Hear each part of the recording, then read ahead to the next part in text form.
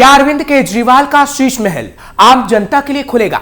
यह सवाल इस वक्त दिल्ली की सियासत में जबरदस्त तरीके से पूछा जा रहा है, क्योंकि इसकी मांग किसी और ने नहीं बल्कि दिल्ली में मेन विपक्षी पार्टी बीजेपी के नेता और बीजेपी के सीएम फेस माने जाने वाले प्रवेश वर्मा ने की है, जिसके बाद अरविंद केजरीवाल के दिल की धड़कनें बढ़ी हुई हैं। क्योंकि अगर ऐसा हुआ तो उनके सारे अय्याशी के राज खुल जाएंगे और जनता के साथ कितना बड़ा धोखा हुआ है उसका पूरा सच जनता के सामने आ जाएगा।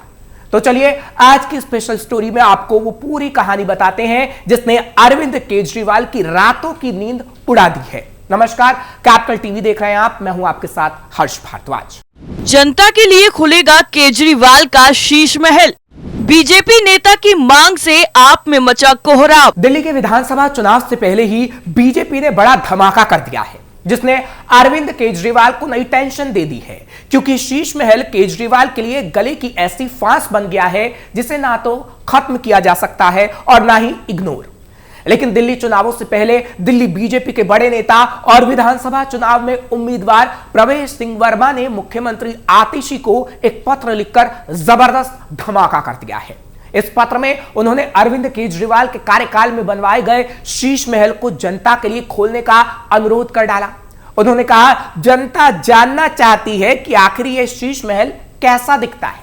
उनके इस पत्र से पहले सामने आया है कि शीश महल को बनाने में 33 करोड़ का खर्च किया गया। यह खर्च इसलिए बढ़ा क्योंकि इसमें स्पेशल मार्बल और पर्दे समेत तमाम सामान लगाया गया, जो कई गुना महंगा था। प्रवेश वर्मा ने यह पत्र 3 जनवरी 2025 को लिखा था। इस पत्र में प्रवेश वर्मा ने कहा कि ये आपके संज्ञान में लाना चाहता हूं कि पूर्व मुख्यमंत्री और आम आदमी पार्टी के संयोजक श्री अरविंद केजरीवाल के कार्यकाल में सरकारी आवास को विशेष रूप से सज्जित और भव्य रूप दिया गया था। इसे आम जनमानस में शीश महल के नाम से जाना जा रहा है। नई दिल्ली विधानसभा क्षेत्र की जनता, जिन्होंने लगातार 3 बार अरविंद केजरीवाल को अपना विधायक चुना और विधानसभा भेजा, इस भवन को देखने की प्रबल इच्छा रखती है। ये भवन अब केवल एक निवास स्थान नहीं बल्कि दिल्ली के शासन और प्रशासन के इतिहास का एक महत्वपूर्ण प्रतीक बन चुका है। जनता इसे देखकर ये समझना चाहती है कि जिस स्थान पर उनके द्वारा चुने गए प्रतिनिधि ने अपने कार्यकाल का समय बिताया वो कैसा है। मेरा आपसे निवेदन है कि शीश महल को प्रातः 10 बजे से शाम को 4 बजे तक जनता दर्शन के लिए खोला जाए, ताकि दिल्ली की जनता इसे नजदीक से देख सके। इससे जनता की अपेक्षाएं पूरी हो सकेंगी और साथ ही पारदर्शिता आएगी। ये आपके संज्ञान में लाना चाहता हूं कि पूर्व मुख्यमंत्री और आम आदमी पार्टी के संयोजक श्री अरविंद केजरीवाल के कार्यकाल में सरकारी आवास को विशेष रूप से सज्जित और भव्य रूप दिया गया था। इसे आम जनमानस में शीश महल के नाम से जाना जा रहा है। नई दिल्ली विधानसभा क्षेत्र की जनता, जिन्होंने लगातार 3 बार श्री केजरीवाल को अपना विधायक चुना और विधानसभा भेजा, इस भवन को देखने की प्रबल इच्छा रखती है। यह भवन अब केवल एक निवास स्थान नहीं बल्कि दिल्ली के शासन और प्रशासन के इतिहास का एक महत्वपूर्ण प्रतीक बन चुका है। जनता इसे देखकर यह समझना चाहती है कि जिस स्थान पर उनके द्वारा चुने गए प्रतिनिधि ने अपना कार्यकाल का समय बिताया वह कैसा है। मेरा आपसे निवेदन है कि शीश महल को प्रातः 10 बजे से साढ़े 4 बजे तक जनता दर्शन के लिए खोला जाए, यानी सुबह 10 बजे से शाम को 4 बजे तक, ताकि दिल्ली की जनता इसे नजदीक से देख सके। इससे जनता की अपेक्षाएं पूरी हो सकेंगी और साथ ही पारदर्शिता आएगी। गौरतलब है कि शीश महल उस सरकारी बंगले को नाम दिया गया जिसमें अक्टूबर 2024 तक मुख्यमंत्री रहे अरविंद केजरीवाल रहा करते थे। इस घर का रेनोवेशन केजरीवाल ने ही अपने कार्यकाल में करवाया था। इस रेनोवेशन में सामान्य से कहीं ज्यादा पैसे खर्च हुए थे, या यूं कहें कि जनता का पैसा पानी की तरह बहाया गया।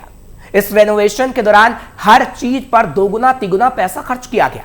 इस पर बीते साल एक टीवी चैनल ने खुलासा किया था। अब इंडियन एक्सप्रेस ने बताया कि कैसे इसमें 33 करोड़ लगा दिए गए।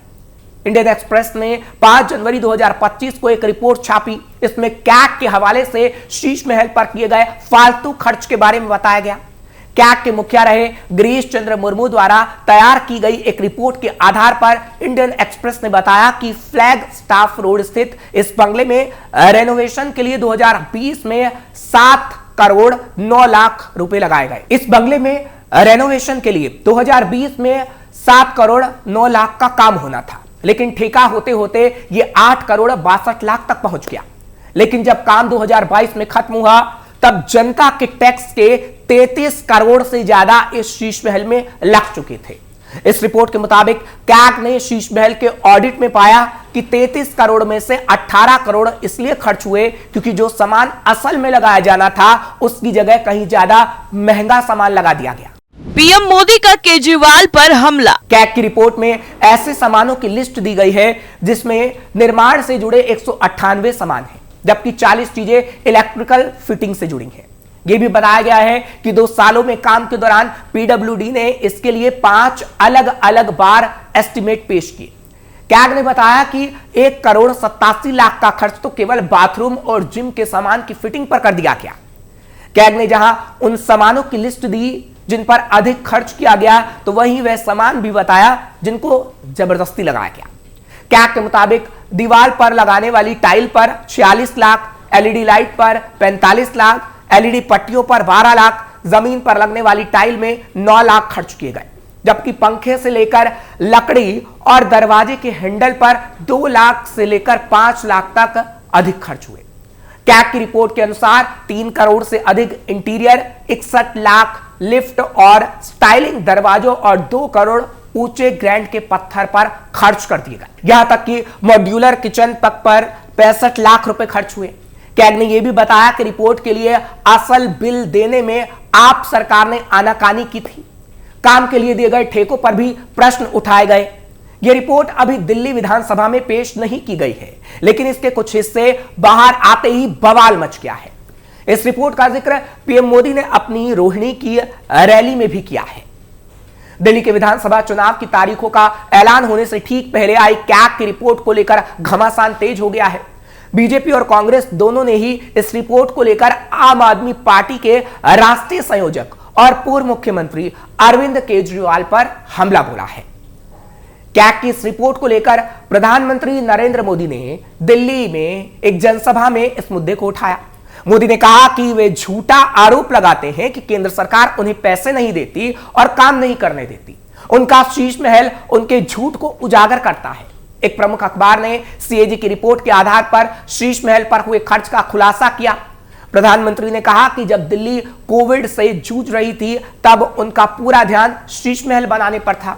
मोदी ने कहा कि उन्होंने शीश महल के लिए भारी भरकम बजट आवंटित किया और अखबार ने बताया कि उन्होंने आवंटित बजट से लगभग 3 गुना अधिक खर्च कर दिया।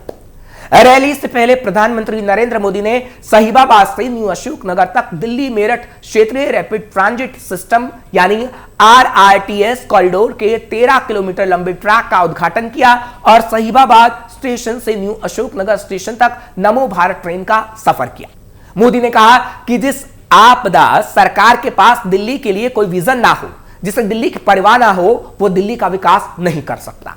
उन्होंने कहा कि दिल्ली को आधुनिक बनाने के लिए जितने भी काम हैं वो केंद्र की बीजेपी सरकार ही कर रही है। मोदी ने कहा कि दिल्ली विधानसभा में भी कमल खिलने वाला है। उन्होंने कहा कि यह बीजेपी ही है जो दिल्ली को दुनिया की बेहतरीन राजधानी का गौरव दिला सकती है। अलका लांबा का केजरीवाल पर वार। इतना ही नहीं, इस रिपोर्ट के आने के बाद बीजेपी ने तो इसे मुद्दा बना लिया है। दिल्ली की पूर्व विधायक और कांग्रेस की नेता अलका लांबा ने भी इस मामले में बयान दिया है। अलका लांबा ने मीडिया से बातचीत में कहा कि एक अंग्रेजी अखबार में पूरे रिसर्च और सबूतों के आधार पर यह जानकारी सामने आई है कि खुद को आम आदमी कहने वाले मुख्यमंत्री ने अपने सरकारी आवास में टैक्स पेयर के 33 करोड़ रुपए खर्च कर दिए। लांबा ने कहा कि यह वही केजरीवाल है जिन्होंने कहा था कि वे कोई बंगला, कार और अन्य सुविधाएं नहीं लेंगे। अलका लांबा ने कहा कि इस रिपोर्ट के सामने आने के बाद अरविंद केजरीवाल को वो जवाब जरूर देना चाहिए क्योंकि वे बड़ी आदर्शवादी राजनीति की बात किया करते हैं। लांबा ने कहा कि कैग ने अखबार की इस रिपोर्ट पर मुहर लगाई है और केजरीवाल को आगे आकर जवाब देना चाहिए।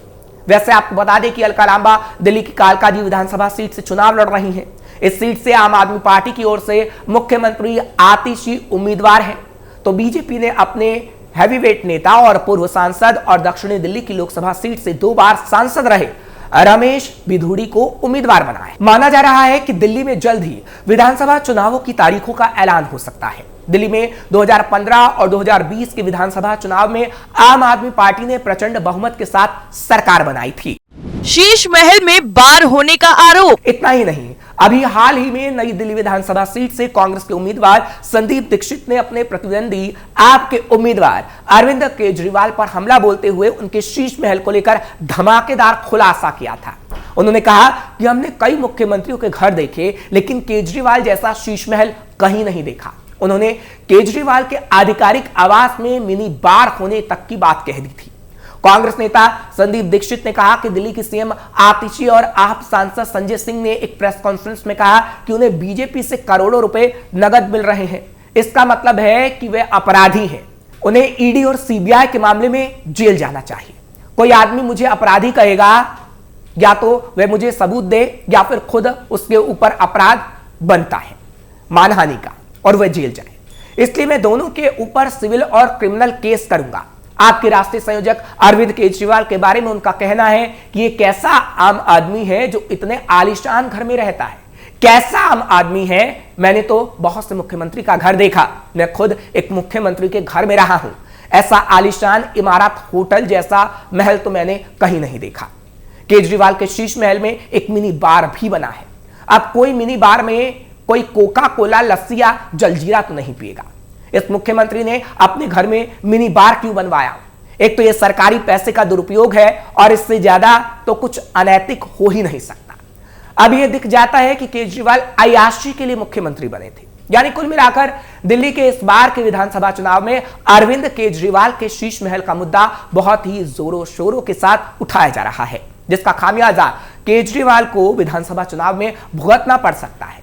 इस रिपोर्ट को लेकर आपकी क्या राय है, कमेंट बॉक्स में जरूर बताइए। फिलहाल के लिए इतना ही। बाकी खबरों के लिए देखते रहिए कैपिटल टीवी।